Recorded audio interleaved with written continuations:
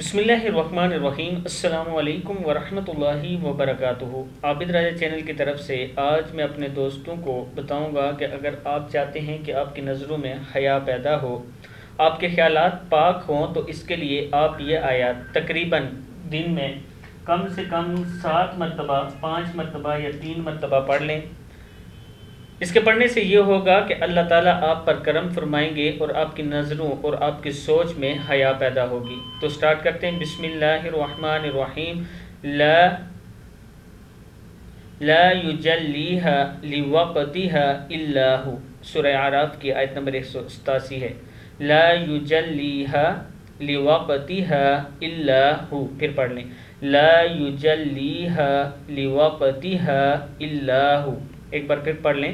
لا یجلیها لوقتها الا هو۔ صدق اللہ العظیم۔